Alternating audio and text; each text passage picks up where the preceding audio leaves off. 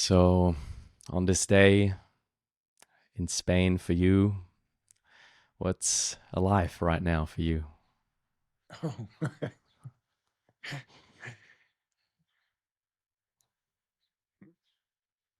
Everything is alive. Everything. There's nothing more alive than other. So it's just uninterrupted flow. This in a stream of awareness. Everything is alive. Whatever comes into the focal point of attention of any of the, let's say, preferred, consciously or otherwise, through the organs of cognition, then that's a different story. Then attention is funneled there. Or if the mental process takes a certain direction, again, it's just there.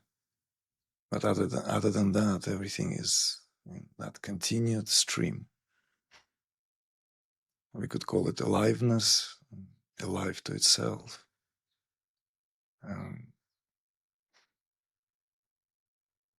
It can just be left without being named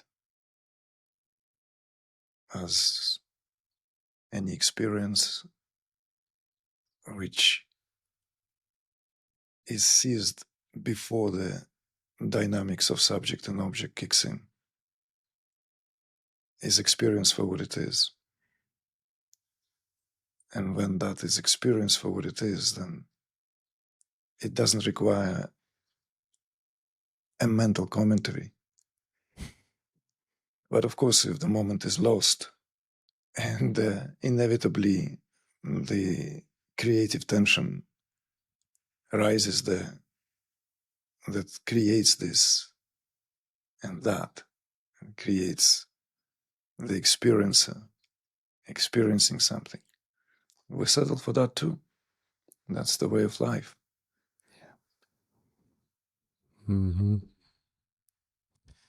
So I'm hearing some chirping of birds in the background. Yeah, it's early spring, hopefully, fingers crossed. And it's still February, but we're blessed. I mean, it's almost mid-February, but we've got like temperatures well, almost reaching the 20s in Celsius. So it's like the whole, like, I mean, it's one of my favorite times of the year in Mallorca, because it tends to get very hot here and dry, and you know, in the height of the season, and every holiday maker, house owner, expat flocks to the island. But this is a quieter time, you know, that those moments when island has a very different, it presents one who lives like it takes to live here, to enjoy these outside the season moments. And I learned to like those outside the season. Like we've got almond trees now in full blossom in February. So it's, you know, the fields are green already, but it's not yet spring in full sense in Northern Hemisphere. And yet we are spoiled with that. So yeah, the window is open. You'll surely hear a rooster anytime in the background. So on a day like this, and we're speaking, you know, for the listeners, we're speaking in the late morning time, and you sharing a little bit about that pure awareness that is alive within you. How would a morning like this look for you? Yeah, just if you feel like sharing, you know, like the mundane activities of maybe making yourself a cup of tea or coffee or a drink. How would you describe this from a point of, you know, yeah, how you started this day, you know, and how that feels through the lens of awareness for you? Well, it's pretty, I would say, casual, mundane. and I'm a householder. I'm in a committed relationship where we're raising children. We have 3 children together with my wife, Amrita Devi. So if I'm not on the road, if I'm not traveling, then the pace is pretty much determined by the comings and goings, right? The kids get ready for school. The eldest is 17, the middle one, the boy, he's 14, and the youngest is 5. So the morning can be quite lively, and the morning has different phases. Our son goes to school the earliest. The school starts in Mallorca quite early. But I like slow mornings. I like, I don't hurry to the kitchen. I just do my routine, assistant whichever way I can. There's always something to do in the house, obviously. There's always some chores, right? So, as I said, it can be quite sounding almost outside of the spiritual discourse. It's life as usual. It's, loading the washing machine, like going through the stuff, tidying up. Although I like to tidy up as the last one to retire. I like to leave house in as much order as it's possible, because it will be knowing very well that it will be messed up immediately many times over. So, and then I proceed towards something. Well, yes, I mean I can add that I do take care of myself. I do some morning routine, of course, like all the normal, let's say, hygiene. I do some stretches. I do some exercises. I'm 1 year before reaching 60. I just turned 59. So I like to keep my body fit. So I have my morning set, depending on the day.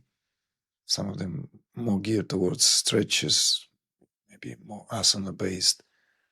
Some exercises that are used by martial artists for strengthen the legs, so that I feel that extra, let's say, lightness in the walk. And at other times, I'll do something a bit maybe more challenging. I picked up the kettlebells 5 years ago, just as we've learned that we are pregnant with that unexpected gift of the 3rd child together with my wife. I thought, damn, I need to kind of like, I would have to be able to carry this baby, to bed, sometimes flies upstairs, carry her on my shoulders, this and that. So I just gone and got myself the kettlebells, which I used when I was much younger. It's a kind of a part and parcel of the world I grew up. Soviet Union, Russia, Asia, kettlebells, this is where they came from. So I do some exercises with that, or I just do something with my own weight. And then I feel like, yeah, now I deserve to put something into my mouth, and I go and I will make a tea, something in the manner of this. To make a pot of nice, I would confess, developed a taste for good Japanese tea over the years. I've been drinking Japanese tea since my mid-20s. So, yeah, some 30 years plus. So I would enjoy the tea alone first. Just enjoy the tea, then have something to eat lightly. And that's how my typical day would start. And it could be indoors. More likely I would steal myself out, sit outdoors. We have a beautiful vistas, like just even as I speak to you. I looked over the Montuuri Valley, which is kind of known as a breadbasket of organic agriculture in Mallorca. So through the orange grove into the olive trees and far into the hills.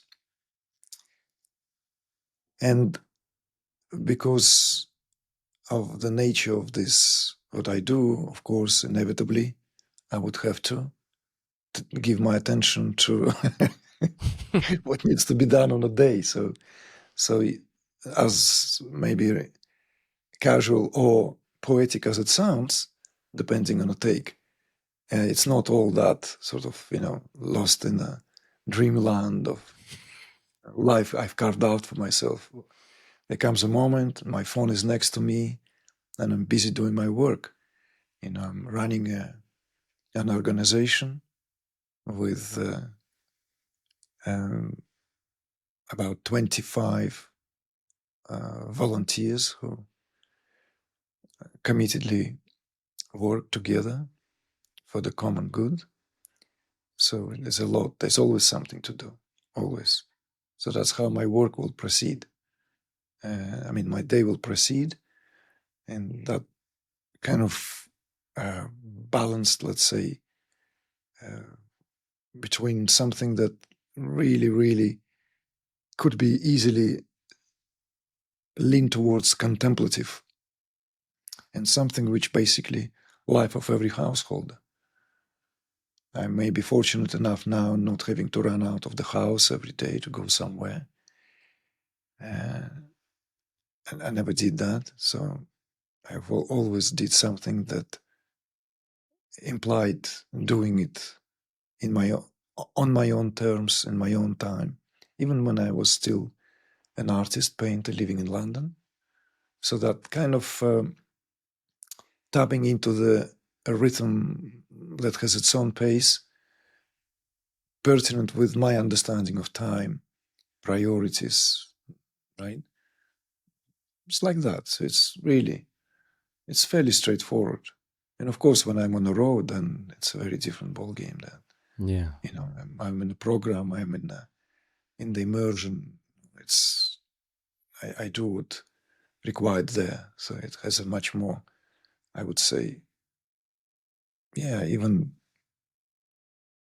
disciplined military approach, because I need to be as sharp as I could and as soft as I could at the same time. So it would require very different, but when I'm at home, I will get enough kicks here from from various areas. So I try to steal every possible moment when it is just, when this can be either taken for granted or just savored. So just savoring the moment. This is a graceful walk between a contemplative way of life and what requires a constant, let's say, hands down, sleeves rolled up approach.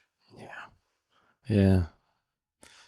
I find it very beautiful, the simplicity to return to for all of us as we, the illusion of advancing on any path and the realization that then drops in to get back to where it all started, aka beginner's mind, come back to very mundane things. And I guess just putting that in a question, like when doing these apparently, mundane things, how would you say your perception of them changed over the years, and as you evolved and had experiences in your life that you had, and that also, encompass everything that you're doing within your work? How do they affect how you are, in your life right now with people, your children at home? Is there a different, does that differ from, I don't know, 20 years ago or 30 years ago? And if so, maybe how? That's an interesting question to ponder on, but the truth is, it wouldn't be nearly impossible to say how that really is.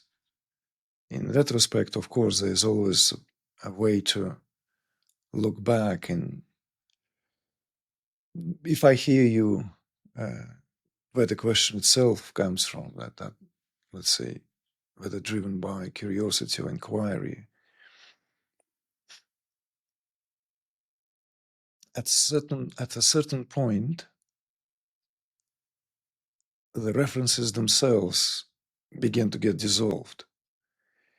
So, yes, of course, if push comes to the shove, if this was, let's say, a panel and some kind of conferential setting where one would have to speak to the audience, where to relate in that manner where people want to walk out with something, with some understanding, then I would summon something up and say, well, that prior to, let's say, that moment, and yes, of course, there is always something that served as a landmark. So I could say that before my mid-30s, before, let's say, the dramatic transformation of consciousness that my consciousness underwent, things were distinctively different. And then when going through that process of transformation, which has facilitated, first and foremost, complete and utter realignment of everything. And at some point, living in as if falling into the void, which is a very uncomfortable phase, which also makes me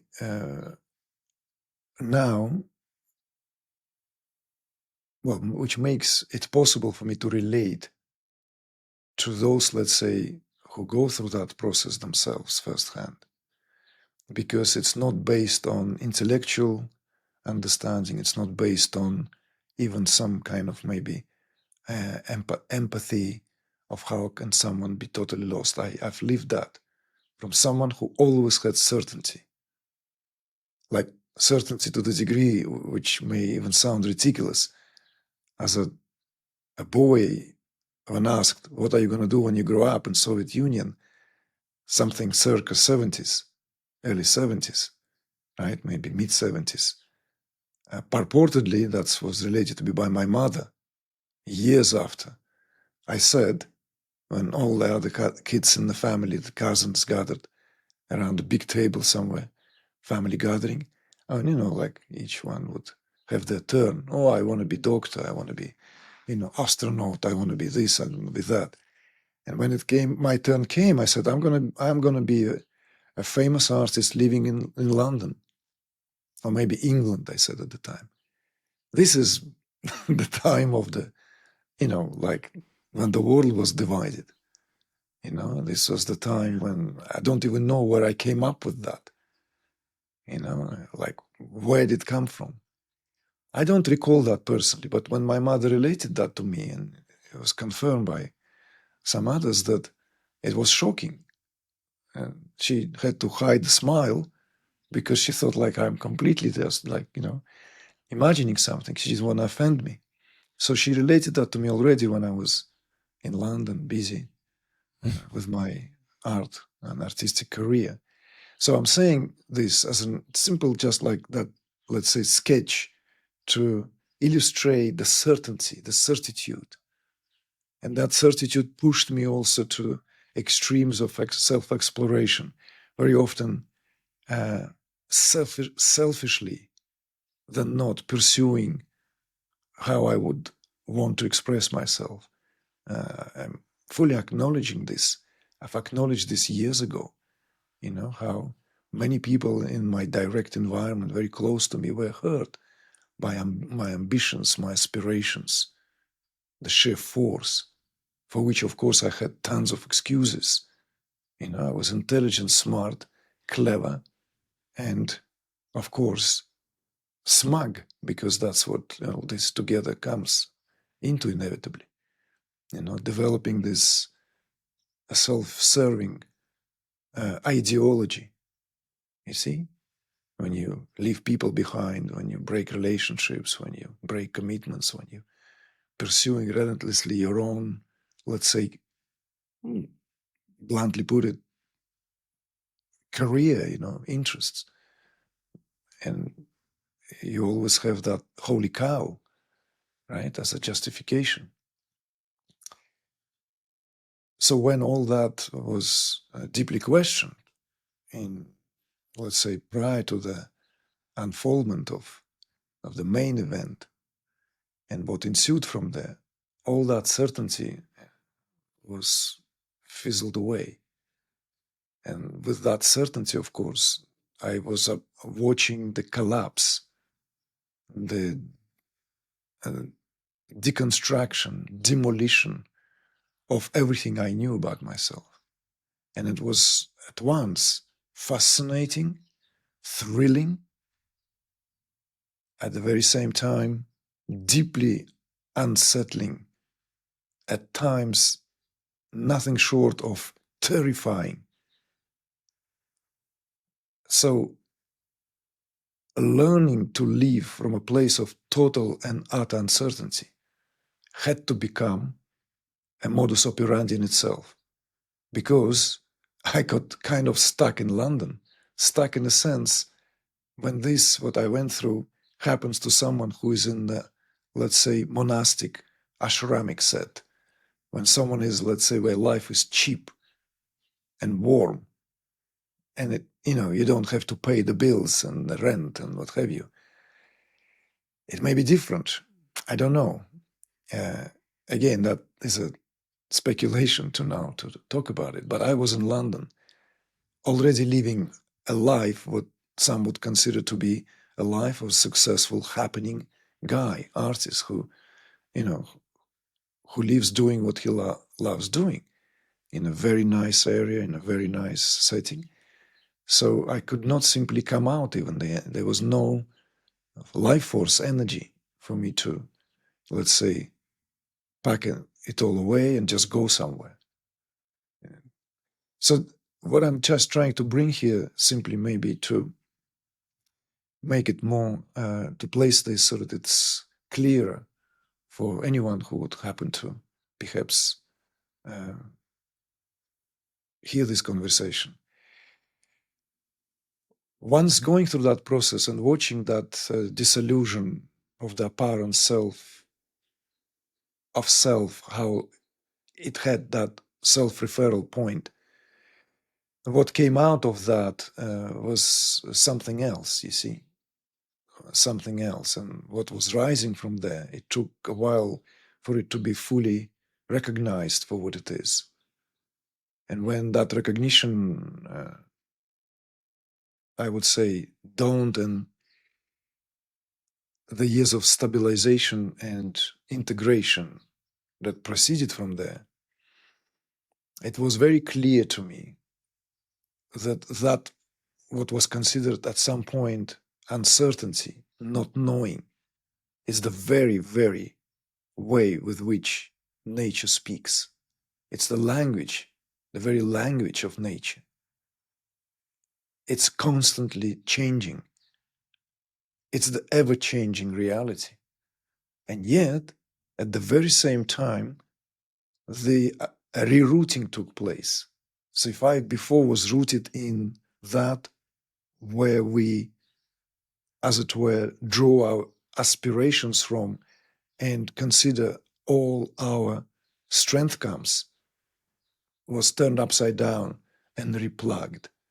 So when that replugging took place, the aspirations were no longer coming from that what constantly seeks reassurance and certitude, but instead it came from a place of that what is subject to no change, which is ever present, which is, effectively speaking, never changing. So the never changing is the only, one and the only true sense of certainty. And so that became a lived affair. So therefore, that what I said immediately in response to when you have brought this out into the open, the references themselves, you see, the reference, that's a framework of references dissolved in that. So I could not be truly, truly honest to say how that was and how it is, because I would just come up with this or that, you know, I would have to come up with something which would amount for recreating these references, you see? Yeah. And of course, it's not an easy thing, because it can only be applicable where that is clearly, I would say, lived, and yet in the world that multivalent and displays itself in all its shades and colors and variety.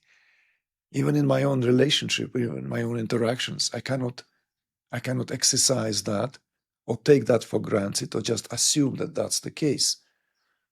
So the re-entrance into the interactions with the full understanding that what is lived would have to be then applied only in the settings where it is called for.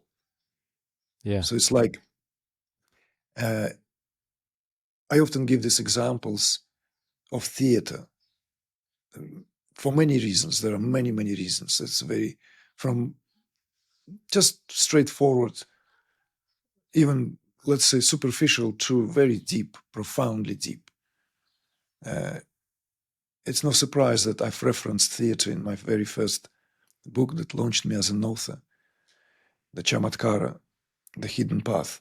The theater was brought there as the, which stands at the origin of all arts in India, and likewise of all arts in the Western civilization, in its cradle in the ancient Greece.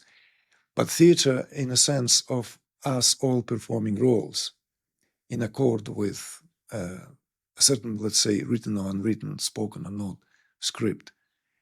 So it is knowing the role. So therefore, you can almost tell how green and immature someone's awakening by virtue of how people displayed out there in the world with others. Because if they wear it on their sleeves, it means it's green. You've studied Zen, and from what I understood, you belong very much to that tradition in your own fostering, right? In your own tutoring and training. You know very well that term stinking, right? That so and so stinks of awakening, right? Yeah. It's metaphoric, but it's also distinct, right? Because in the phase when awakening is fresh, unloading is accompanied by detoxification. So it is literally stinky, literally. One's underwear, one's garments stink, one's sweat stinks because all the toxins are being released. At a psychological level, it is the phase when all that is being poured out of all one's pores. So knowing one's role, knowing when there is Shakespearean dialogue and when one is on stage, and knowing when one is off the stage, there's no need to run around and scream the lines, right? It's just like, all right, well, we're in a different setting. So, so that, not sure if that kind of answers directly or not, but to say, how does it feel, how I would have been 20 years ago, is also maybe a certain invitation for certain error, is because what I have tend to now realize more and more, that the degree of integration is immeasurable in terms of its subtlety and nuances. Mm-hmm. So if at some point I could say, okay, that was a distinctive integration, perhaps integration of the profound shift in identity, and how that was accompanied by, let's say, being able to function. Then there is an integration of a psychic phase, a distinctive yogic phase, particularly if someone is as driven as I was, it will translate naturally, right? There's, someone said, if we are to reference other peers in the field, that it's of no surprise that Adyashanti would make it as a spiritual teacher, right? He was a driven, very competitive biker, right? He was like, in his youth, was very driven. So one can observe that same pattern. If someone is driven, in Sanskrit has a lot of that fire, that tapas. So if that tapas was burning bright outwardly in any field of life, and providing one did not exhaust that flame, that passion, when that gets converted, it converges into a very powerful source of spiritual transformation.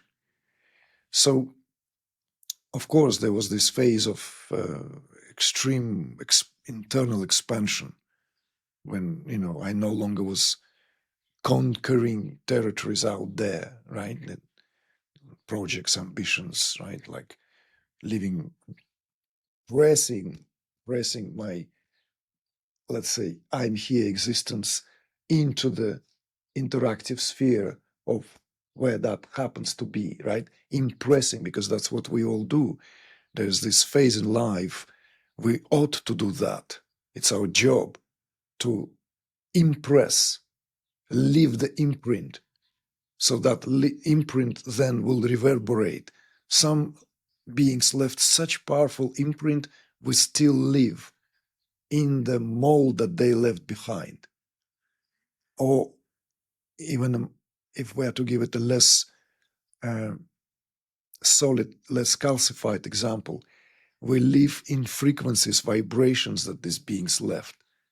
Whether this is ideologically speaking, whether this is speaking in terms of the repercussions that it left on, even down to the geopolitics of the world we live in. Mm-hmm. Mm-hmm. So it's a kind of like each and every one of us, there's a helpful term in Indian spirituality, in Indian culture per se, which can be understood in a variety of ways, right? And there's a term avatar, but there's a term Avatāhood. And Avatāhood is the one who has, it serves both for the one who's shaken off the dust, right? The hood is the dust left, powder left of after burning of the incense. It's that the hood. But Avatāhood is the one who's shaken off the dust. But it is also used with regards to very powerful beings, extremely powerful beings. I can give a very negative example, just to maybe as a homeopathic dosage, to shake up the listeners a bit. When Ramana Maharshi was told about the Second World War, about the Nazi and the Hitler, what he meant, we don't know, but his response shocked some of the people in his environment because some of these people were Brits, Westerners. He said, purportedly, well, who knows? Perhaps this Hitler is an Avatāhood, right? Like he used that epithet.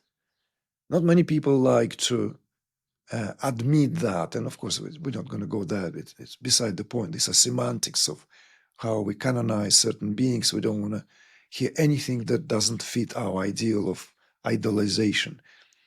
What I meant by this example to illustrate is that this, whatever we are eager to press and leave the imprint, when it is converges, that same very energy begins to expand inwardly. Mm-hmm. And it bound to be accompanied by the rise of some psychic phenomena. And it's a very dangerous process. Because just as outwardly, if you give someone power, that's the best test of their humanness, right? The best test of their humanity. If you give someone power, right?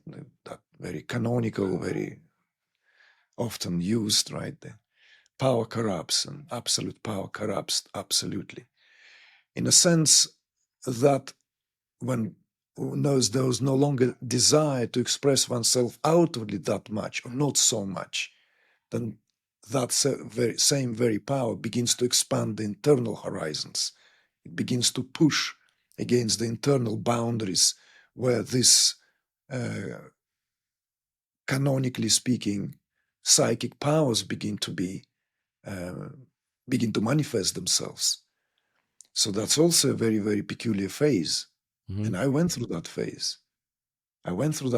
And thankfully, I quickly realized that this force needs to be funneled somewhere. And after certain spontaneously displaying themselves cases of healings that took place in my immediate environment, including some of the people who were very close to me, complete and utter remissions. We're talking about cancer, completely 100% remissions, without me doing anything in a sense of what one does. It simply was a byproduct of my own sadhana. So I gave myself to the practice of pranic healing. I learned all the ethics. I wanted to make sure that whatever excess of that psychic resonance is there, it is funneled somewhere rather than just taking me on its own spin somewhere where it could derail. I was already by then fully aware of the warnings of those who came, the predecessors, the guardians, the keepers of the light, right? That not to mess up with this, not to taper with these powers. So that again, phase of integration, then leaving, let's say, the being involved in working with healing modalities at a psychic level, at a distance and all the rest of it, and not just in presence. Also, so these different phases of integration. But what came to me is that at some point, fully re-entering the household alive, consciously knowing that I have to be a father. I've lost a daughter when I was very young, my first daughter, which was a fruit of a first love relationship, sweetheart, my first love, someone I knew from the age 15. And the seed was, of course, deeply sown there of unfulfilled fatherhood, the trauma, the tragedy, the agony. So somehow I knew that I would have to re-experience that, live that. And what would that amount is being fully thrown into this, you see. Life in the family is not an experiment. It's not something one can conduct in safety of the, let's say, laboratory, right? And whatever goes wrong, one can always say, well, okay, we'll continue tomorrow, or just maybe wrap it up or curtail this. No, this is it. This is life. Yeah. It takes you over, and in no time, it lives through you. It leaves you, rather than you are living it, or whichever way. So then, of course, there were phases already on the road, and coincided with us. When the second one was born, we went to Costa Rica for 2 years, Central America, to completely have that complete departure from everything. Lives in the jungle, on the road, constantly having to live to re-enter as Brits, right? Guatemala, Nicaragua, Panama, trying here, there, see? So coming all the way to where you have introduced that aspect, to me it seems now more than ever that it's an open project. It's a kind of like a work in progress. It has this continuity. It doesn't maybe have the dramatic aspect to it. That I would not pretend. No, it has certainly that what has been expounded on in so many ways by those who have been before us, who came before us, who treaded this path. And once the heavy weight of the luggage has been put down, one knows how it feels. And one would be total fool to pick up that luggage and place it on one's neck, on one's shoulders.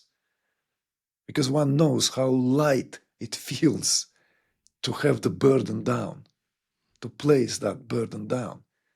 So maybe if we dress down, right, like Zen often likes to dress lofty concepts down, to earth them, to give them back to the reality of, right, chopping wood, carrying water, right,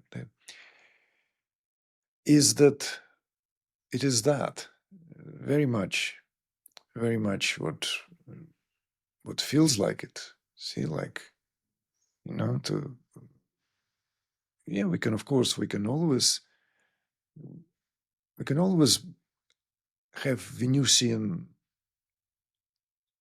understanding and reach to the height of philosophical, or pinnacle of the philosophical understanding. Esoteric anatomy is very rich. Like Zen maybe simplifies that, but it's all linked to Tao, and Tao is very intricate, right? And in Indian spirituality is also can be very intricate, can be very down to earth, very simple, or getting away with earth completely, which is another extreme, right? Transcendence and or bust. But somehow that, let's say, if we are to, what is it all about then? Well, as Abhinavagupta said, to those who wanted to know how it feels literally as when putting the heavy weight down that one carried all one's life and suddenly exhaling and feeling unburdened, feeling lighter. So that's a down-to-earth notion of how it feels.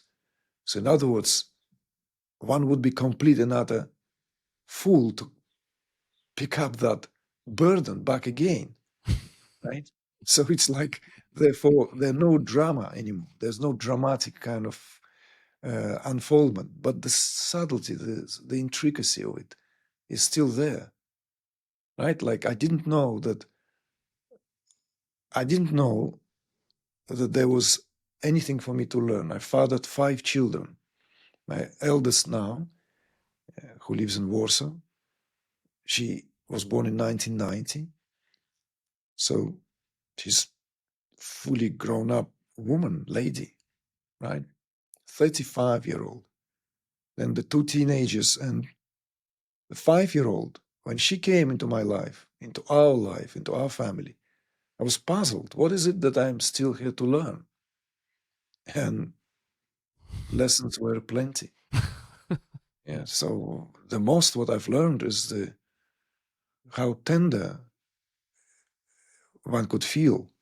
See, I'm of the age of the grandfather. I'm the eldest guy when I go to pick her up from her preschool. I'm the grayest guy there, right? Some people even inadvertently thought that I'm indeed a grandfather. So, and this is where I find the beauty of that the beauty in the gritty, in the mundaneness. And maybe that's where that continued integration where this whatever rises, it's to introduce itself as a reference point, and boundaries are only to be dissolved and back into that. Yeah. Thank you. Boundless. Yeah. Many threads in what you shared that I would love to pick up upon.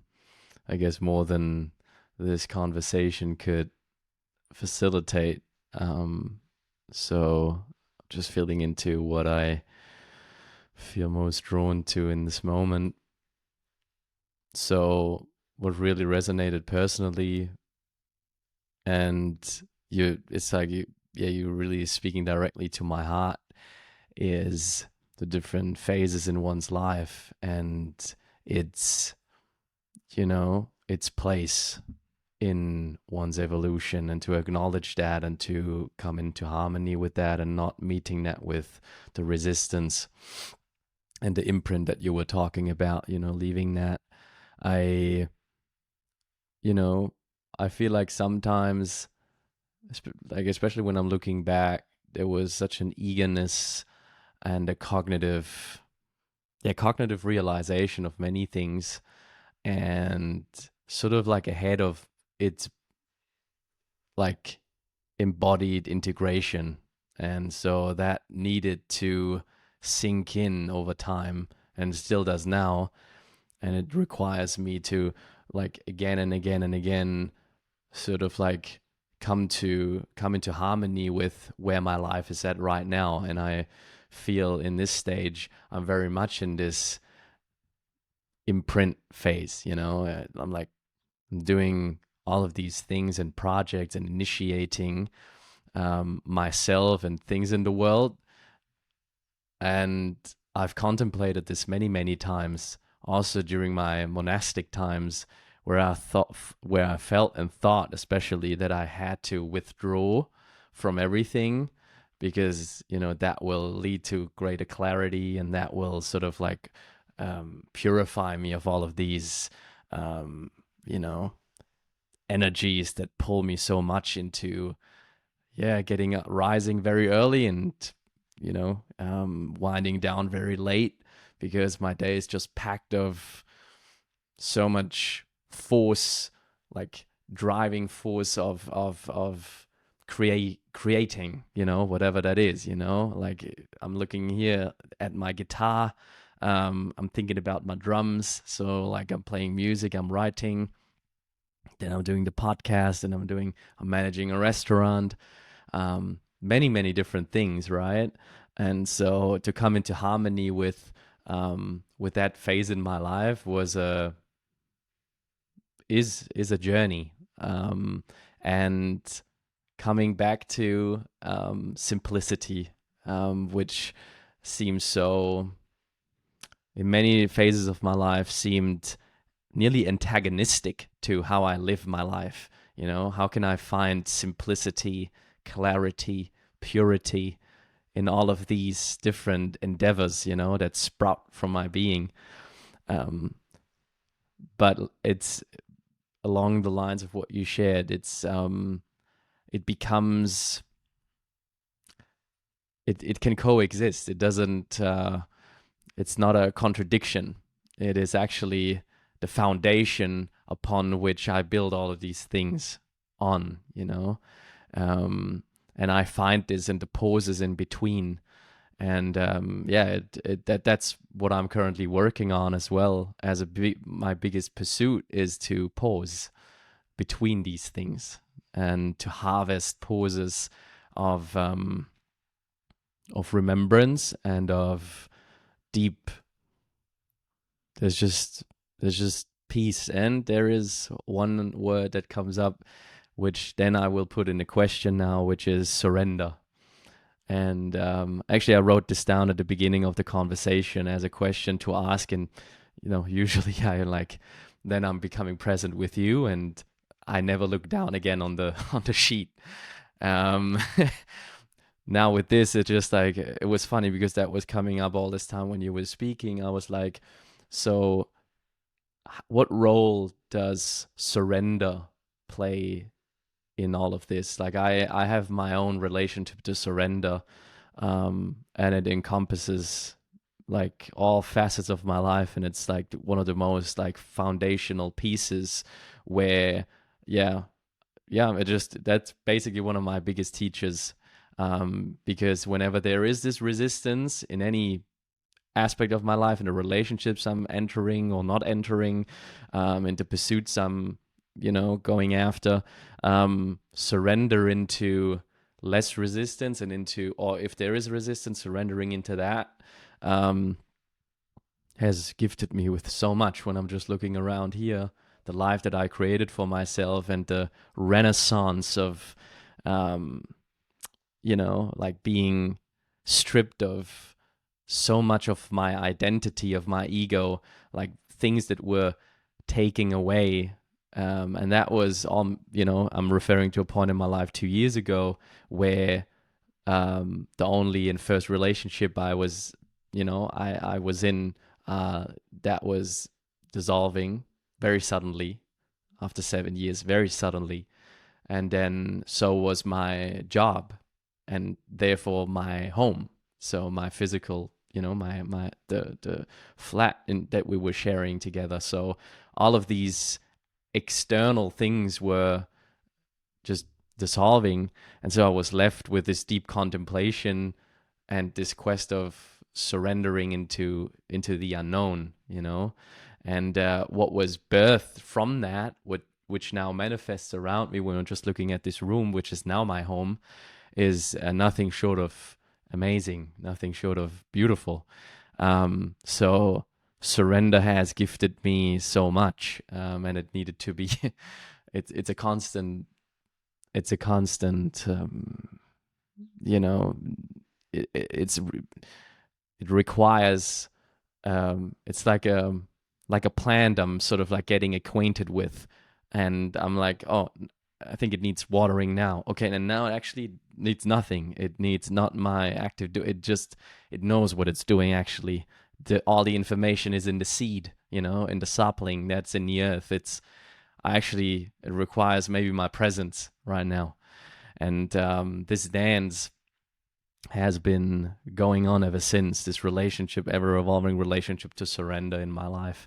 So I would love to hear your um, whatever comes through, also in regards to what you've shared and your relationship to surrender, and what that has meant for you in your life.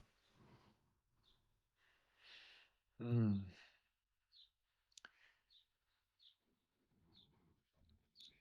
Well, perhaps it would be also fitting if we actually look into the concept of surrender, the term itself, what it carries,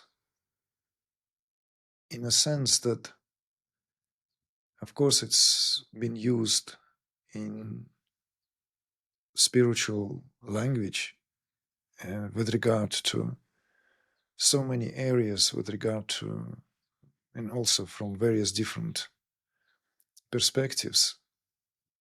But I maybe would like to make a certain emphasis on what do we understand by surrender, and where surrender perhaps um, more in terms of acceptance of, let's say, what otherwise we are prone to reject or create certain opposition to. So, and there are overlapping territories, of course, but there are subtleties that what makes surrender into what makes true surrender into what it is versus acceptance. And of course, without acceptance, there's no surrender, right? So they are interrelated here. And of course, they are words just helpful, let's say, point us in the language to what always somehow is more difficult to pinpoint. So let's look into this, and then I would perhaps give my own understanding in terms of how this is experienced here with regard to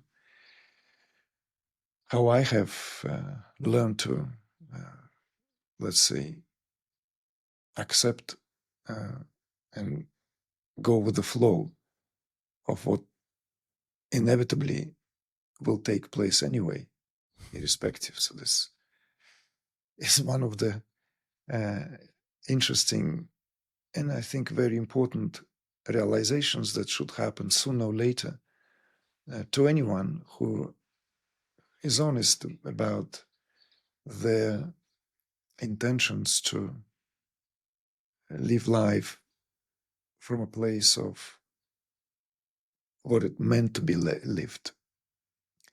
And even though there are various different perspectives of what life is, whether it has a meaning, whether meaning is inherently in itself is part of the mental concept, and a life itself is meaningless in the sense of what we understand by meaning, that we add meaning simply by virtue of necessity to feel that somehow our life has a purpose, because without meaning, then it pulls out the carpet beneath that what also serves as a purpose. So the whole thing can just get into a big mess. And we see this in our culture today. We see that it's a civilizational, I think it's one of the civilizational dilemmas that as we, without a shadow of a doubt, all live in the very, very dusk of the current civilization, at the very end of the civilizational unfoldment. We're witnessing this, first and foremost, deterioration of that, what always serves as a cohesiveness in any given civilization and culture. That cohesiveness that unites us without us having to kind of go into the spiritual retreats and read spiritual books, or to understand how everything is interconnected, because that is done by a shared purpose. And that shared purpose is no longer there. The deconstruction of ideas is what postmodernism is characterized by. Deconstruction of the very notions that served before. And at the very same time, the older systems that outlive themselves, they cannot serve as this something that binds everything together by virtue of giving that sense.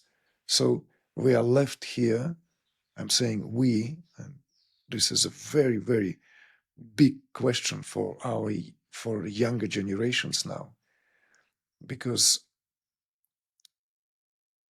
well, simply by virtue of the digitization of everything, and how that is at the expense of potential and gradual and progressive dehumanization, because it gives an idea as if we are connected, whilst in fact it is at the expense of being utterly and entirely disconnected.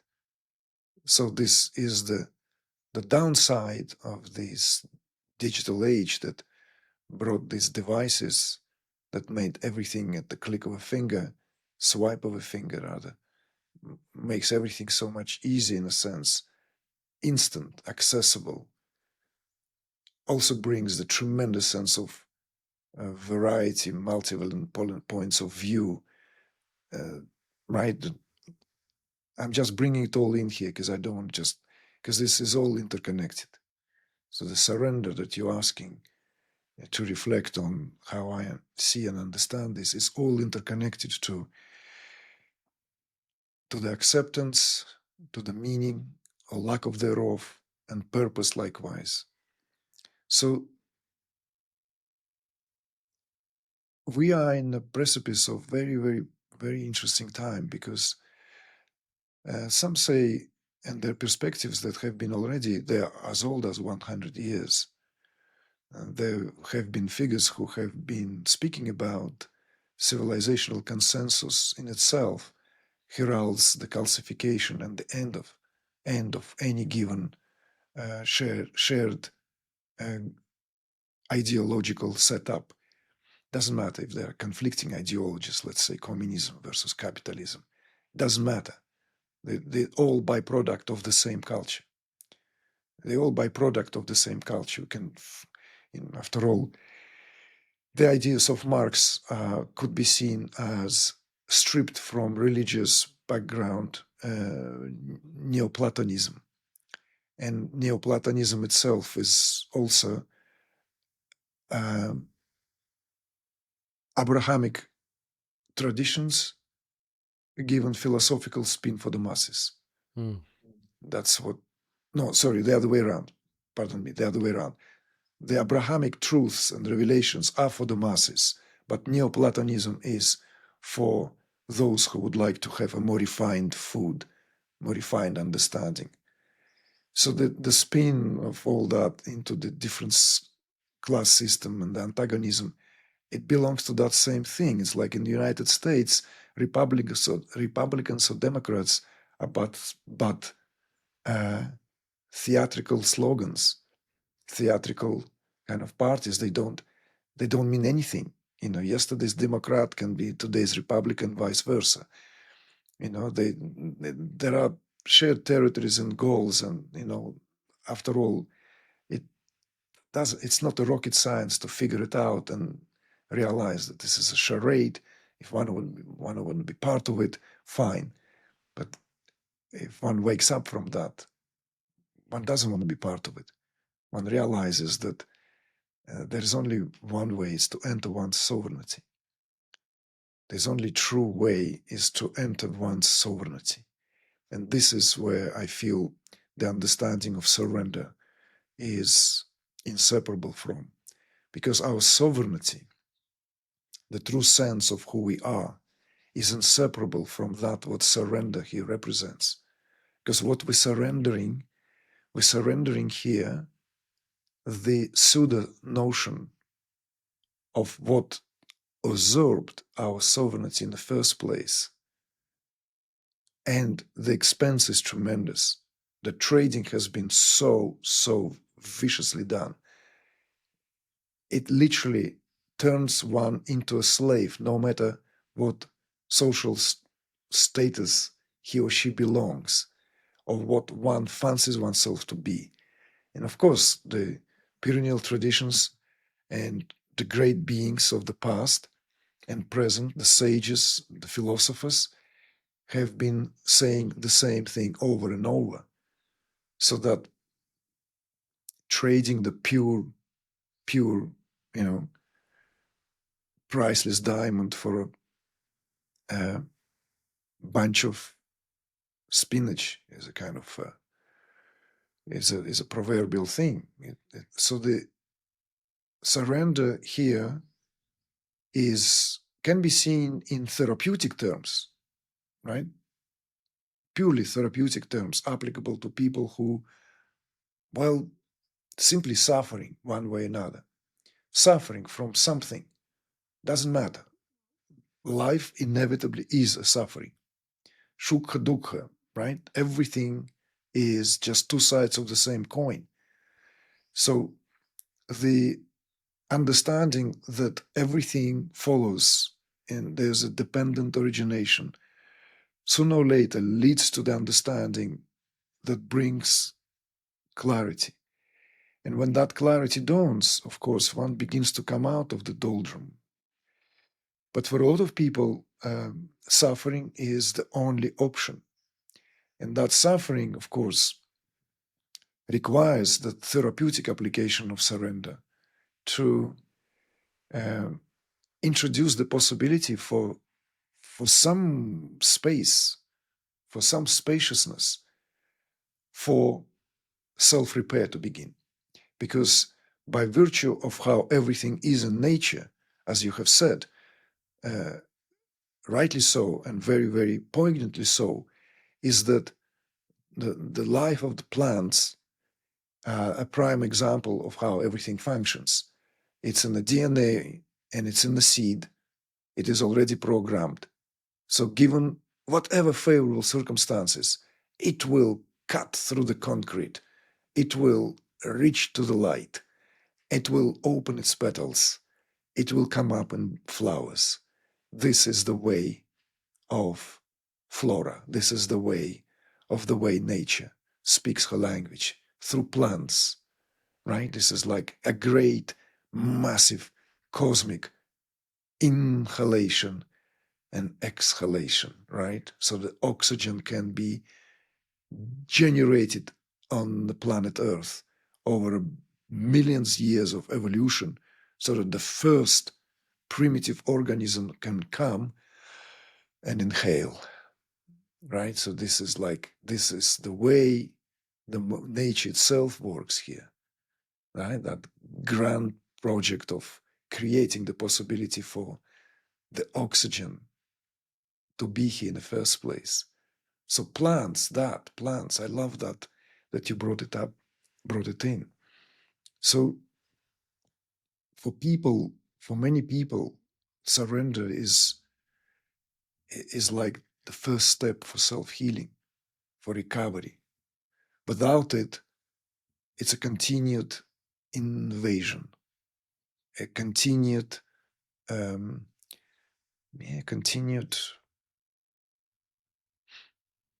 aggression, continued struggle because of all that, what follows each other here.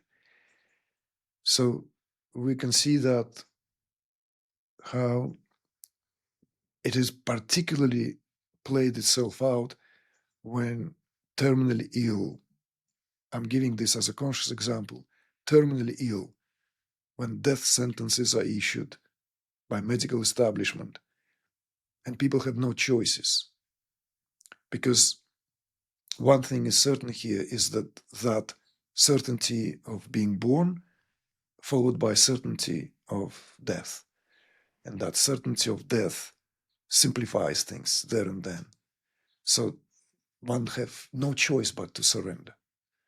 So therapeutically speaking, surrender here is that what has to be rewoven into the cultural consensus.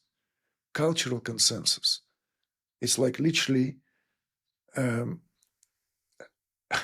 don't know. The problem is it cannot be taught in school, right? It's not something one can have add into the curriculum, but it is inevitable and absolutely indispensable part of being alive.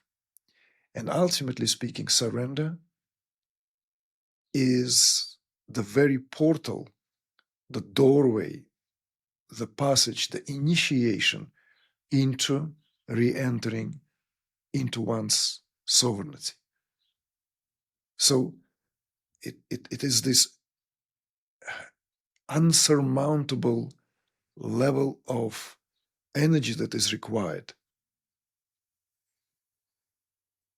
to generate for that trading to take place when one offers oneself utterly and entirely, because the sovereignty here that we speak of is not the sovereignty of an individual. This is a big, big misleading pointer. It can only lead to further entanglement through aggrandizement in our culture. And we now came to a precise moment in time when these ideas and ideologies met its dead end. The worst thing, of course, is that the slogan and the umbrella of liberal democracy is now changing into nothing short of the potential fascism and totalitarianism is a natural outcome, we could say, or suggest, of where individuality or the frankly, what's the highest aspiration behind the ideas of liberal democracy? It's rooted in noble aspirations of the ancients, in the Greeks, the idea of the demos. And what's the idea of the demos? It's taken its natural conclusive phases in the modern day and age by those fathers who have coined out all this, even the language itself, in terms of what liberal democracy meant to represent, is the climate and the atmosphere in the society where each individual can express themselves to their full potential. But yet that is taken only at the face value, at the superficial surface horizontal value. So the individuality is only sliding, skimming the surface and nothing else. No vertical dimension to our individuality is introduced. So what we're chasing here, our own tail. And so surrender is, without surrender, and the surrender as a conscious act, where one cannot surrender oneself fully and entirely, it's impossible. Simply impossible. It's like trying to jump out of one's own skin. So therefore, in some certain traditions, like let's say just for variety's sake, in Sufi language, surrender here becomes a very leitmotif, right? When one literally offers back the traces of what one considered erroneously to be one's own into the ocean of being, right? This confluence is a continued confluence, just as a river flows into the ocean. It doesn't exhaust itself. It's a continued process. It's not just like once I'm float into the ocean, I'm done. I'm now the ocean. It's understood to be this a very way of life. Yes, there would be some colossal figures who would stand within a given culture. They would become the exemplars, whatever, Sufi mystics, poets, who would be standing there as the perhaps confirmations of that it is not all in vain. But it cannot be just, the tradition cannot sustain itself on just few examples. It has to have that what brings solace to all its members, right? This is irrespective whether this is Hindu, Zen, Tao, it has to serve. We cannot just have one mystic here every 100 years and everyone else goes starving. So this understanding of the confluencing is there so that one constantly surrenders. One surrenders, one finds oneself in whatever there is, that there is still carries these traces, and one surrenders that. And then one goes with that, and there is this flow. And then one finds oneself again that becomes more rigid. Okay, that there is something else to surrender. There's more to surrender. So acceptance, of course, is often spoken today, and um, I'm not alluding somehow, presuming that you speak of surrender as, but today, in today's conversations, often one can find that surrender is used in a more kind of, I would say, diluted way, which maybe more accurately put is an acceptance of one's situation, acceptance of one's predicament, acceptance of how things simply are. Yeah. But that's not necessarily a surrender. Acceptance is the first step, but surrender is something else, right? That acceptance has something like, okay, I can see I'm no longer resisting that because I can see it's futile.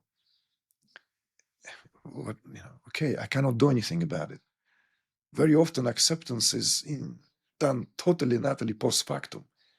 We accept because there's no other way.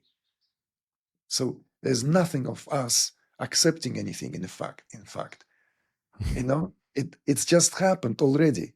So whether one admits acceptance or not is beside the point. Whereas surrender is much more active. There is a flow in surrender. Mm-hmm. There's even in the underlying timbre of the word that it invokes, it has this quality of heart-based glow, warmth. No, like there's this sense of more than just, let's say, okay, yes, I cannot do anything about it. Yeah. Right? I ought to just let it happen or accept this. So yeah, spiritual surrender is an ultimate surrender. That surrender is what renders us into what we could have not ever imagined. Something along the lines. Yeah. Yeah. Thank you for that distinction. And I feel like it's a very nuanced, subtle, beautiful contemplation. And everything that you have offered is very nuanced. And I like that. It's beautiful. And I feel like it's missing in a lot of less sophisticated sort of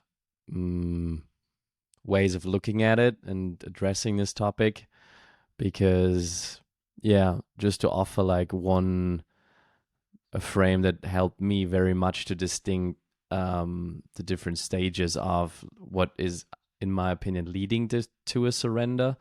That stems from the I Ching and stems from the Gene Keys and Richard Rudd and his transmissions, is that of when working with the shadow and working with resistances that are living within us, allow, accept, embrace.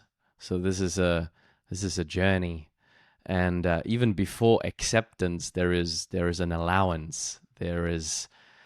And that is really not an active doing, and it gets more active as we go along, as you were exactly sort of referring to.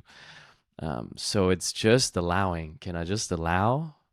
And then once you open this door to whatever you're feeling, whatever there is to be surrendered to, ultimately, it needs allowance. And from the allowance, there stems the acceptance, which is already a little bit more of at least that's a feeling I have, at least a little bit more of an active, has an active component. And with the accepting, we're paving the way to eventually like an embrace. But that's advanced. I feel like when I'm looking at personal wounding, embrace seems sometimes very distant. Embrace seems insurmountable at the beginning. It's like I'm at allowing right now. I'm at allowing. I'm not even accepting. I'm allowing. And then as you walk, then it's like, okay, it's acceptance. Really, it's acceptance of the fact that and I love that. I love the connection to sovereignty that you brought in here. I'm accepting into, and that is then empowering. I'm accepting, and therefore I get empowered into my sovereignty, which is the necessity for anything further. So if we're talking about embracing, integrating, or like full surrender, I need to be sovereign. I need to be in my sovereignty. I need to be in my power to even consider doing anything along those lines. So when it comes to the embrace, I'm like, and I feel like that's intertwined with the surrender as I feel it within me in my journey. I'm like, when I'm hugging, when I'm embracing, when I'm fully like welcoming it, which is very active. So that's actually, it's very similar to martial arts, right? Sometimes when you're facing the confrontation, it's like you're not escaping, but you're actually leaning, even like you're leaning in, you're sometimes leaning in, you're getting closer to a punch, right? And you're really looking at it, right? And you're leaning in, and then you're like avoiding it, or you're working with it, right?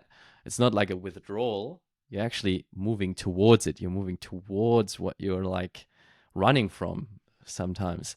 But that needs, like I said, all of the previous steps. And then that beautiful, it's like my physiotherapist actually told me that analogy when she was working on my lower back, and then she's applying the resistance, and I can feel resistance in my body to what she's doing. I don't want to let go, right? I'm holding on, I'm tensing up.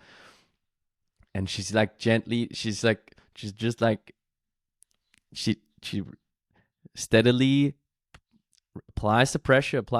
And then she's like, she talks me into it. And we're both like on this journey basically of like watching my body allow, accept. And then with the embrace, the tissue relaxes and it softens, and it goes into this flow, what you said.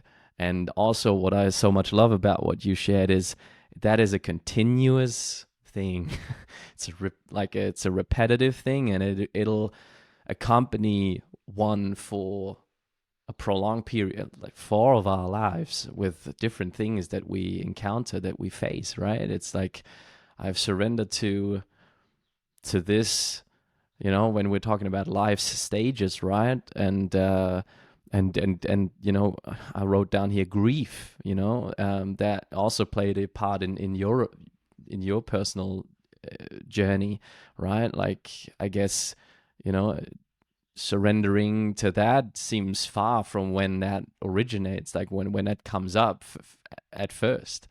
And uh and so I guess it requires this very um nuanced conversation about these topics. Otherwise it's just a very superficial, uh very, yeah, maybe provocative way of like, embracing this and that and surrendering to this and that. It's like, all right, well, um yes, and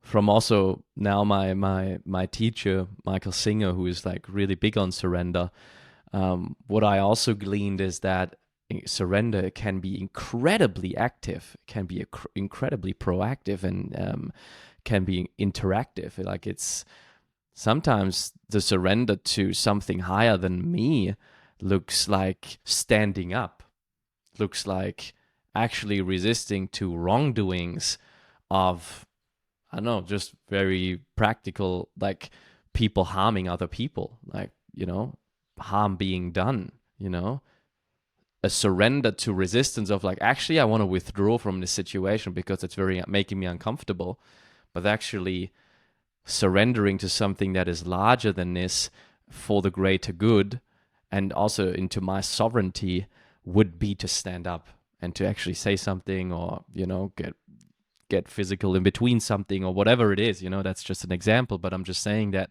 surrender is actually not just waving the white flag and giving up or anything along those lines. It can be incredibly physical or like active. It can be an act of great, Absolutely. yeah, yeah. So And it's good also that, just to chime into this, with an example to creative processes, surrendering fully to a creative flow in itself is um, can be terrifying. Where the creativity can take one. That in itself is not a placid affair, right? mhm. Like surrendering, this is where this definitely expresses itself in a very, very active way. when we surrender into the flow of creative outpouring and where that takes us. Because the true creative process always a reflection of the process of manifestation. In other words, all this, what we share, this partake in this reality, is a creative outburst. And many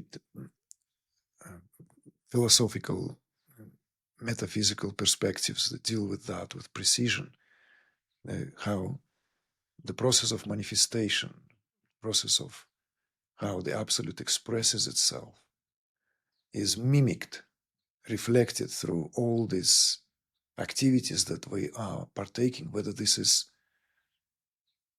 a quiet act of making tea, right?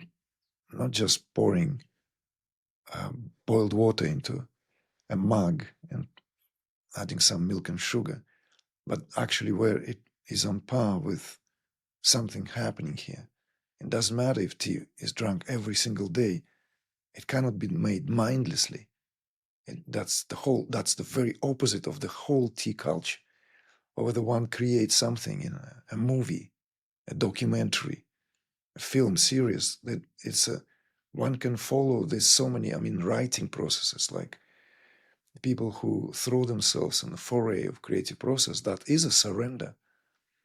Surrender into something where one is taken over by the power which is greater than, let's say, what otherwise expresses itself on a daily basis as so yeah, that it's very much could be and is an active process. Yeah. And I love that, you're speaking from that as well, given your personal context and history, working as an artist, which, yeah, I feel like it would even be a whole different in a separate conversation. I would love to explore this with you one day. I feel like it's part of this conversation that would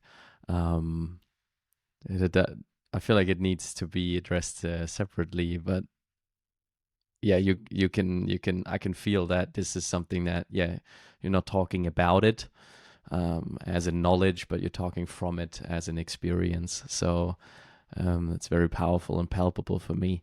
Um, I would love for um, for another pillar of this conversation to um, have you share with us a little bit of so the context of that is that I'm very much involved with working with men on their path, and I feel like there's a huge renaissance of a conversation what that even means today, manhood and the qualities of masculinity and the whole um, the energetic energetic meaning and significance within oneself, as in masculine and feminine, and how that affects the way we are in the world, and like it has actually not much to do with gender. It has so much to do with the energies present. And so, given that that's how I discovered you, I would just love to open up a space for you to um, share a little bit about what I've so much resonated with when you're speaking about the Dharma of men that we are carrying, and what does that mean, or what does it mean today to be a man? And given the word duty that comes up there, that I've heard you speak about, I would just love to open up some space in this conversation for you to share a little bit about that. Mm. Yeah. Well, it's a huge topic. Huge topic. It's not an easy one as well, because inevitably, if we are to allow ourselves to speak our heart, our mind,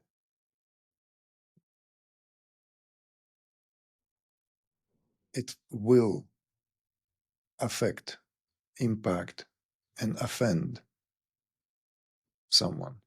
So this is very clear because we live in times of the aforementioned postmodern phase where these so-called pluralistic ideas of what it means to be alive today and what it means to express oneself fully because of, again, aforementioned, let's say, superficial understanding of what individual freedom truly comprises of, brings continued fragmentation of the essences. And this is always at the expense of disillusion of that, what effectively speaking, meant to be maintained. And this is and not an easy discussion because one can be immediately held accountable for either being, let's say, unapologetically somehow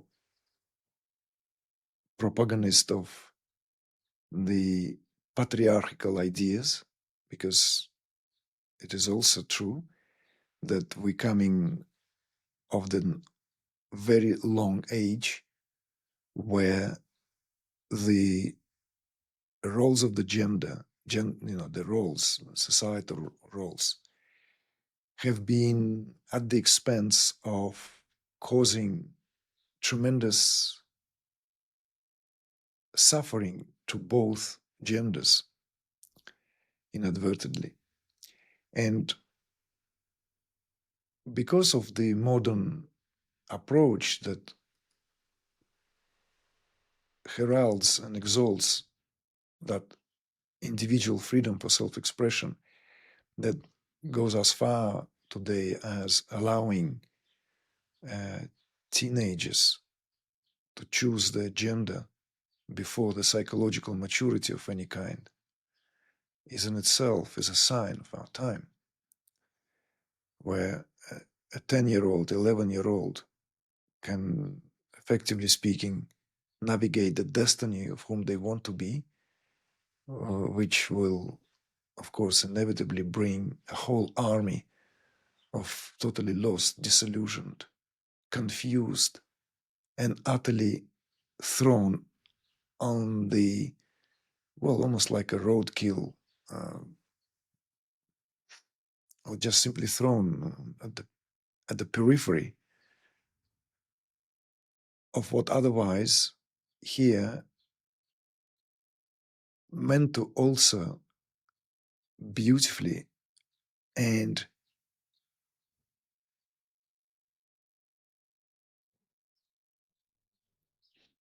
I'm trying to find fitting terms so that for those for whom this matters, don't end up with some hastily made conclusions, because I don't want to exclude anyone from this conversation. I don't want it to begin to sound exclusive as a club. But what here inevitably is the fact that we hear expressions of nature in a way that we come into this world in a certain gender, and I will speak now in a moment to the differences, let's say, that inevitably create that what came also historically as this or that movement, which, when this is not understood and does not have vertical dimension, will inevitably turn out to contribute to separation and continued and only contribute and add into the so-called war of the genders. Let's take feminist movement.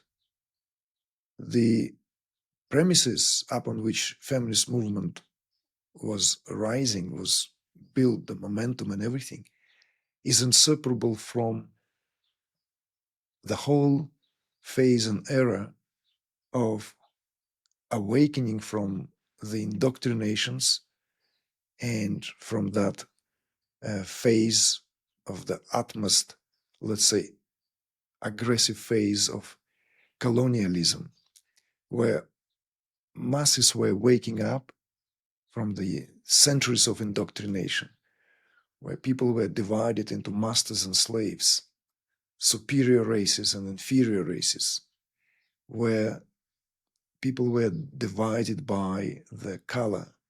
And of course, the rise of the feminism is inseparable from that. It had this, it was united by that same very, very force that was rising from the gutter of life, rising from the very bottom. But in my understanding, and I could be wrong, my understanding could be partial here. It's, I would add this as a confession. But the feminist movement was hijacked. It was hijacked very early on by certain, let's say, tendencies within the society, within the cultural strata of the society, where inevitably it went into the criticism and ultimately destruction of the family, because women were seen as being enslaved by the notions of the family. That notion of the motherhood itself was discarded by some of the most, let's say, active and radical representatives of the feminist movement. So it was literally against the very, very canonized, and it was used in that very way, image of Madonna with child, right? That the image of the mother and child. So like in the, seen through the eyes of the feminists, those who were radically oriented, the Madonna in child or the mother in child in itself was seen as usurping the freedom of a woman to express her aspirations and confining her into just that. This was a devastating blow. And effectively speaking, utterly and entirely a throw as a, well, throw against the language of the nature itself, a throw against the what nature itself, the language of the nature. And it comes as no surprise that the when it comes to that polarization, this tension within the societal norms, like acceptances and pushing against the boundaries, of course, there a lot of it has to do with the economics and social statuses. We shall touch upon that perhaps in a moment as well. But sooner or later, it was inevitable that men would be kicked in the groin there and then for, effectively speaking, being held accountable for that, like creating a deep tension within the members of male community, that they somehow carrying that guilt And therefore, it propelled by further polarizing the society towards these generations of men who simply did not even know what is means to be a man, whilst at the very same time the extremes of its expression begin to display itself in more and more uh, acute manner. So that conflict which effectively speaking was all brought onto the horizontal plane, would display itself in that where masculinity will be understood in very primitive terms of how it would display itself, let's say, in that a primal man, this primal man, right? Wild primal man, whether this is like a Tarzan or Terminator, right? In the sense of the actor that played that, the bodybuilding, all this, the masculinity would be seen through only the form. And of course, it's all within the cultural context. What was in fact happening is complete and utter departure from a much more harmonious understanding of what each gender plays in the cosmic drama of creation, how each one of us here are the embodiment of the eternal cosmic principles.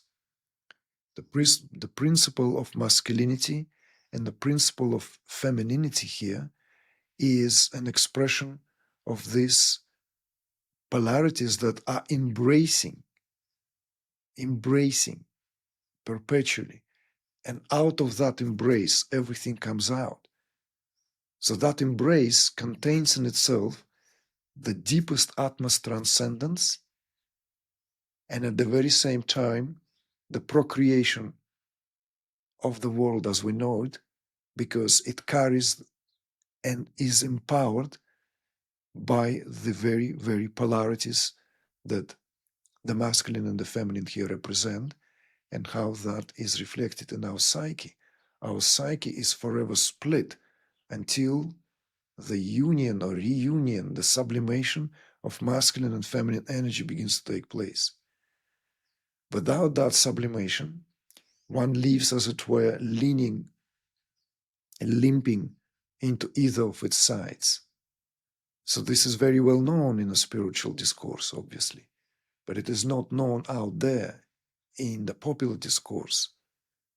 So what I have observed personally is this discrepancy that among the spiritually oriented folk, when this is not understood, then sooner or later it will begin to show itself in a way as a shortcoming. So this analogy, let's say, what caught your attention out there, let's say the term spiritual samurai is something which was coined out about 12 years ago. I don't know if it happened to be used somewhere in a different context by someone. Ideas are there to be picked, tuned into. But I certainly used it. I've used it there and then. Funny enough, just as a commentary, just as a passing note, that those who least embody that principle immediately were easy on the go to pick up this as a slogan and introduce into the vernacular, into the social media. This was almost bizarre, paradoxical, that how that term was hijacked and used left, right, and center by those who would otherwise, I would say, still have plenty of, forging to do, working on themselves. So the crisis of masculinity is just another side of the crisis of the femininity. And the conversations of the rise of the divine feminine or rise of the feminine also coincided with that very same time, where the misunderstanding was because it was hijacked again by by prevalent ideas that were in the cultural discourse. So somehow women felt they are more privileged and more or closer to the divine feminine because of their gender. Whereas to me it was very important that the understanding has to here be rooted in the fact that masculine and feminine principle is what transcends our genders there and then, that we all carry them in equal measure. We must. How it expresses itself then, this is where it becomes interesting, fascinating, and at the very same time, where the keeping in line with these gender roles are important if one wants to walk this path with integrity. Because it's very easy to muddle it all up, mix all the apples and pears, and just kind of like, effectively speaking, finding perfect excuses to be exempt for any otherwise spiritual, above all else, responsibility. So this is what, even in the earlier days, I was pointing out. In any given occasion, the conversation will come around that what we speak of as rise of divine feminine is equally applicable to men and women alike, irrespective of where they are, irrespective of what is happening in their lives, because this is a universal principle. It's the principle of creatrix.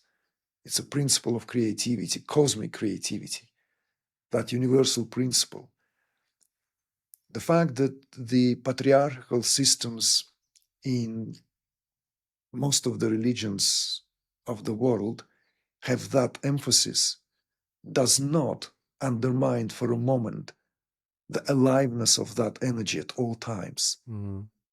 It's a kind of fitting, maybe a certain discourse, certain conversation to add and maybe spice it up. But the fact is, no matter how patriarchal, let's say, this or that system was, the mover and shaker is always that divine feminine. And that divine feminine would become more acutely expressed through this or that, through arts above all else. This is where the Shakti, the power of the divine feminine, will pour itself out profusely. And that's how it will find its expression. It will express itself from the tongue of the poet through the song and the sonnet. It will express itself through the mystic. It will express itself through the sage and the sibyl. It will always be there. It cannot be not. But where we find ourselves, of course, in this continued polarization in the various aspects and spheres of life, in that so-called pluralism of ideas, where everything goes for the sake of, well, that's the personal freedom. Fine, fine. As long as it doesn't create a collateral damage to our society at large. Because these teenagers, those who are in that tender age now, when they're given this open visa, open invitation to taper with the, these superficial notions of what it means to be someone, the emphasis is completely misdirected. So what we will end up with is a generation of lost, utterly lost people, not knowing what they came here to do and what they are. Therefore, to me, sometimes it's like in amidst of a spiritual discourse, amidst of the refinement of all this conversation, purely, let's say, has this esoteric dimension. spade should be called a spade and bring it out clearly in unapologetic terms. Man's essence is expressed through spirit, and every man here is the carrier of that, a carrier and the reminder. That's the role of the Father and the Son. And the Holy Spirit here represents the divine feminine. That's the Trinity. So every woman here is an expression of that principle. So to remove the maternal principle from a woman is basically to abort the very, very culture that nourishes all its aspects and facets. It's literally throwing the baby with the bathtub water. So it is a continued, intricately intertwined conversation between what it means to be a man today and what it means to be a woman.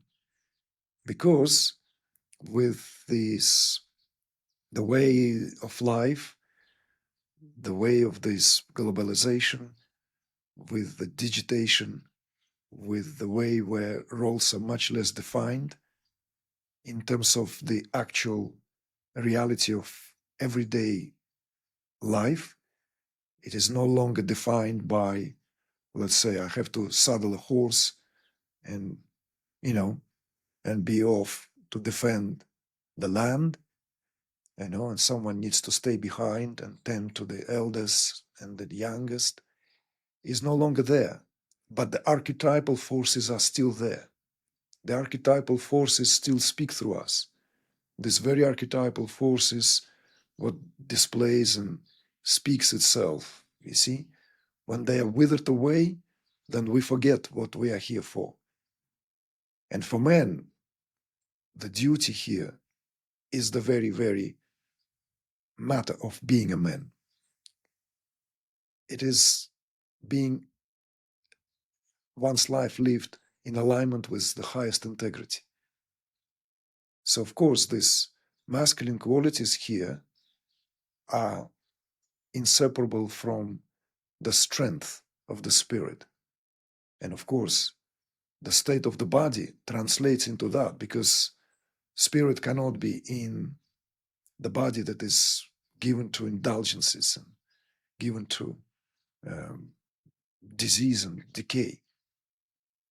It has to be maintained. It has to have these aspects which is simply a matter of physical and mental hygiene. So, but of course, these conversations are prone to be crushed at the shore of ignorant understanding of, when people will easily hold one accountable for misogyny and for all that, all kind of conversation that we are pulled into that direction. So you mentioned this, and it's something that is dear to you because you feel the affinity and somewhere where you feel also called to contribute and in that discourse and this discussion, conversation. It's a very big topic. Yeah. Very big topic because it's as simple as that. I mentioned this now perhaps more often in the same vein, in the same context, is that the archetype of the masculine archetype could be, it has been already defined as the archetypes, right? The king, the sage, the warrior, the lover. All of them are different aspects and facets of the mature masculinity. The opposite of that is the clown, is the adolescent, right? Like the opposite of Tyrant. that is that what stands in opposition to the really the very backbone of what healthy masculinity is represented by. So the warrior is an important aspect here, and important. It's one of the 4 pillars. And the warrior here as a class has been demolished. The faceless soldier is not the manifestation of the warrior. It's not the same. Warrior was a class. Warriors were nobility, whether this is Knight of Templar or Samurai or Kshatriya. They carried a distinctive function in the society. They were upholding the very, very, very duty. They were the ones who would uphold righteousness. And for that, one would be ready to give one's life in an instant. Instant. It's not just like something, oh, can I think about it? No, there's no thinking about it. Already passed. It's brought in the fostering, in the forging. So this is why this becomes almost like, oh, this is an archaic conversation. I've heard these comments very often. People like, oh, this is a very primitive understanding. Because, yes, maybe because given to social media treatment, bits and pieces and fragmentation and taken out of context. Therefore, I'm taking this as a chance to give this a broader, wider context so as to embed that in the understanding that it's not just warrior. It is also a poet. It is also a sage. And the king, that's the sovereignty. Each and every one of us carries that as a man. Each and every one, doesn't matter whether this was the king who would tend to his own, let's say, livestock, as in the ancient Greece or in the old-time island. It doesn't matter. It's the same, that kingship. But the warrior aspect is particularly troublesome because there's no way to display itself today. And going pumping iron, or like, or even doing martial arts, it's not quite the same as what the warrior spirit truly represents.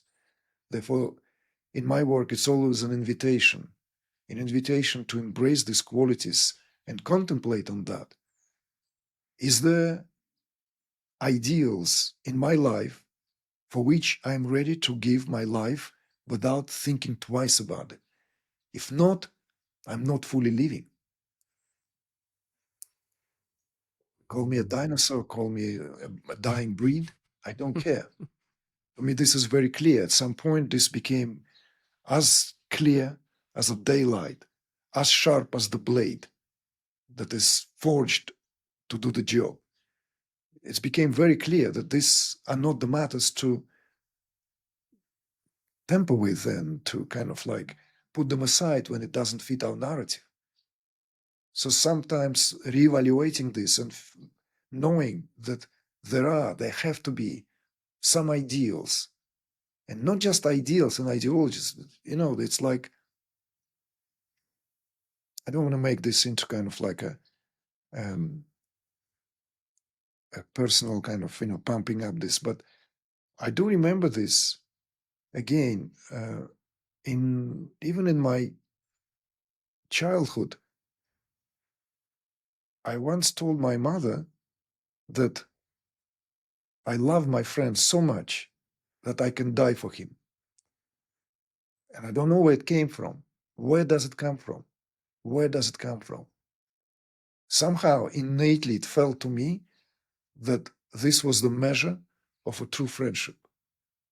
So there must be people in our life for whom we will lay our life instantaneously. And of course, needless to say, there are many of us out there like that. Without a blink of an eye, will commit an act of sacrifice if push comes to shove. So it's not that belittling somehow the time we live in.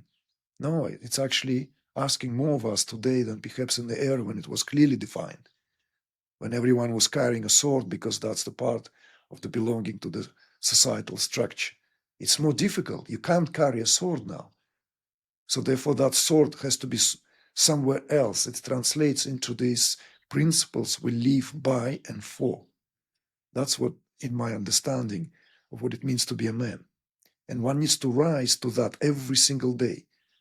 Not, oh, today I fancy myself, right? Or today I don't feel quite, no, that's not the case, Yeah. right? I give you examples of great performers just to give us from, let's say, overly militaristic, this kind of samurai. I've learned recently that this dance I've always admired all my life. Rudolf Nureyev, he was the great ballet dancer who defected to Russia back in the Soviet days and became the epitome of what the ballet is.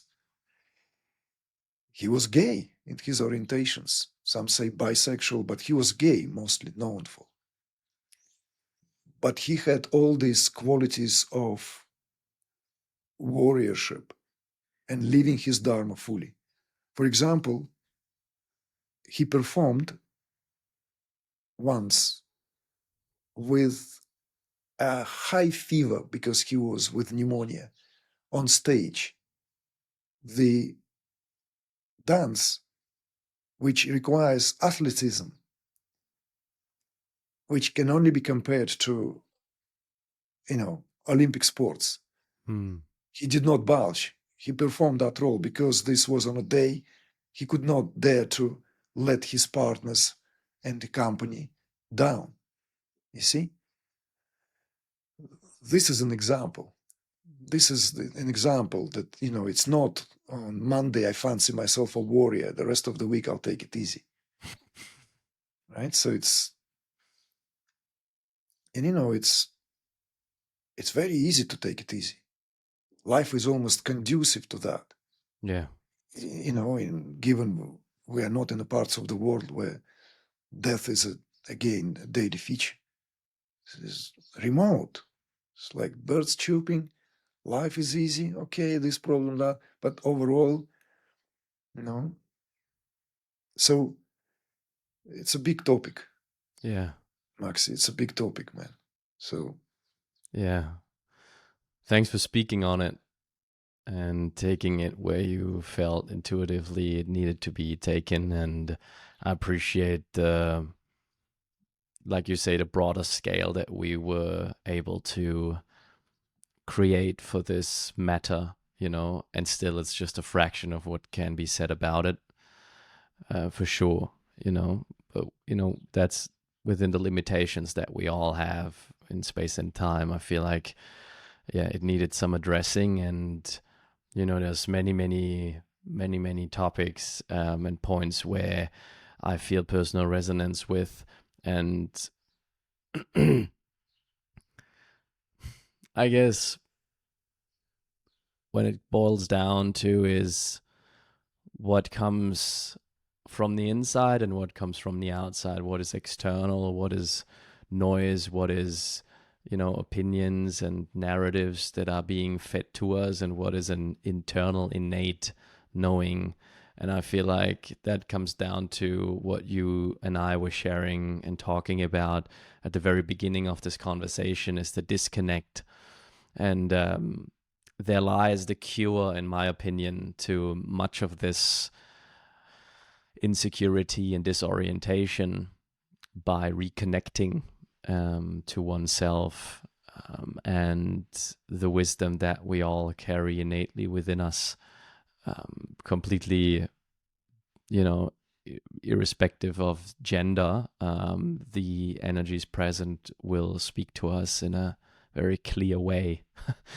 I always say that, like, my personal initiation took place in October 2023, and I remember traveling to Los Angeles for a very big men's gathering, and we started off the days with 300 men on a field, and praying and doing like some exercises, like activating our bodies, and leaving this field. No one ever needed to tell me what it means to be a man. Nobody ever would need to tell me how to treat a woman or a child or an elder.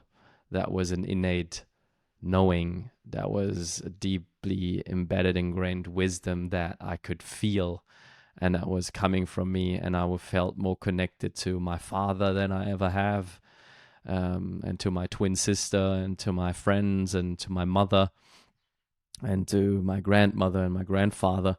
It was just all there, for me to, like, it was such a rich well of knowing that I was connected to, and and that is something that I wish for many people, like an experience where they once can just like feel that aliveness. And yeah, and you know, it can all be explained. It all is, everything that happens around us, right, is a logical consequence of all the forces that made it to be this way. Obviously, that's physics, literally.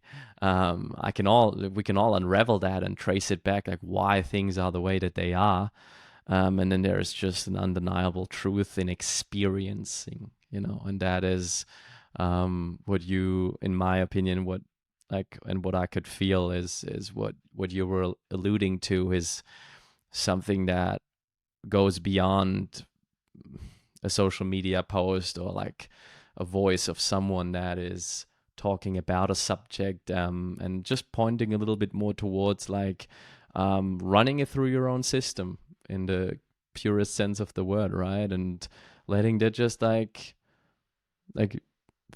for once take an initiative to be exactly what you said, not that lazy in the sense of, or comfortable, maybe a more appropriate word, to come up with your own like your own interpretation, and I feel like that comes also back to so many different threads here, to the sovereignty. I feel like sovereign, grounded individuals, can make choices from that place, and we can remember this knowing. We can pull from this data pool, that lives within us, but it requires, spaces, like this, like a conversation. It needs people maybe that facilitate the space for us. um, you know Obviously the biggest space that we can go into is nature, I feel like, and it's already there. And it can be observed beautifully there. And especially when it comes to all of these traits, the lover and the sage and the warrior and the king, can be observed everywhere. Like these are archetypal structures, right, woven within our DNA.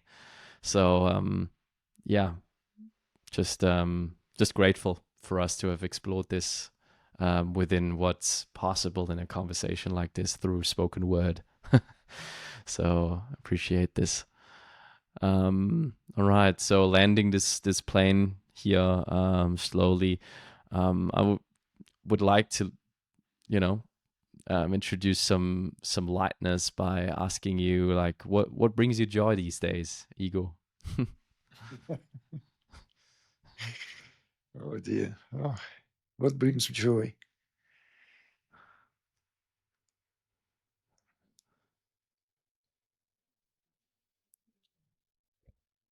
Well, there's so many aspects in this life, in my life as I live it now, that is filled with so much joy, right? So a lot of these joys are reflections of the joy that is innate. So I don't want to kind of like avoid answering this in a simple way, but if I have to, then of course there are plenty to enjoy. But I don't want to confuse anyone out there that because of, let's say, the setting, the circumstance, I'm surrounded by beautiful people. I'm surrounded by loving family. Like, it's enough to just hear something my 5-year-old daughter says, even not to me, to her siblings, to her mother, to her friends, and that just fills my heart with joy. Sometimes just laughter brings, just burst out of the sweetness, of cuteness of it, But it's also, it's a very demanding to be a parent. It's very demanding, tiring, and it requires a lot of constant attention. So the joys come from so many areas, interacting with what is familiar or less familiar. We live in a beautiful place, Mediterranean, right? So there are so many external factors here that reflect that internal joy back. So therefore, I'm struggling to just like pinpoint what brings joy to me, because a lot of things bring joy to me. A lot of things, like picking up, let's say, what I left somewhere and needs to have my attention. That brings me joy. Leaving things aside and just being able to say, well, I don't have to do it now, also gives me joy. You see, just day to day, this, enjoying one's favorite meal, enjoying one's favorite time of the day, right? That these moments that inserted into, encrusted, see, that creates that overall, that beautiful pattern. See, that this is all like, I cannot, yes, of course, if you put me on a spot, well, is it all just uninterrupted joy? And of course I would not lie. No, of course it is. Therefore I'm saying it's encrusted, inserted into what otherwise there's, business as usual, going about, doing what needs to be done. Job needs to be done, right? So it's like business need to be taken care of, right? Responsibilities need to be faced. So all this, of course, there's a predisposition of how to do that. Sometimes rubber hits the road so hard, you can smell it, right? But what brings me most joy, I cannot answer that. It would not be true. See, what gives me most joy? I can say, well, what feels maybe in the moment, perhaps would feel as the most joy. But is that true or not? I'm not sure. Yeah. So therefore, I prefer to, in this case, be a bit more evasive, if you don't mind. Totally fine. And what are you looking forward to? Oh, well, in purely, let's say, practical terms, I'm looking forward to just whatever this adventure leading to. We have initiated our now plans with the physical center on the ground. So we, as an organization, as a community, making first steps towards that, which is going to be, of course, very, very big in the making, long project. There are programs that I'm always looking forward to, all live events, because it never ceases to amaze me, surprise me, encourage me with the novelty of it. So I always look forward to. I have it all lined out already for the coming months, whole year already fully outlined. Looking forward to completing this second project, my second book, dedicated entirely to the Kundalini, both as a symbol and as a process, which we planning to launch sometimes, hopefully end of the spring. So there's a master training program, many, many years in the making. This is something would be launched in 2026. But this year we have two by invitation programs, one in Germany and one in Mexico, where people who considering this would be invited to give it a go, to see if this is what they would like to pursue, if this is what they would like to explore. It's a master training program, 18 months so far, kind of like schedule. This is something that I haven't done yet.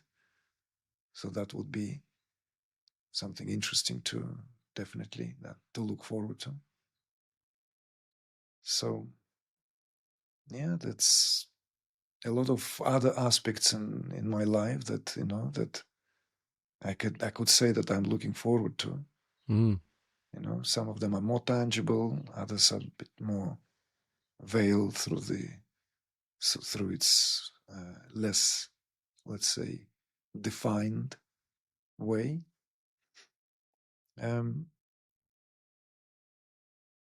Yeah, perhaps that shall suffice. That's beautiful. Yeah, thanks for sharing. Thank you for this conversation, Igor. Thank you Really, for initiating it. mm, Thank you. Enjoyed it greatly.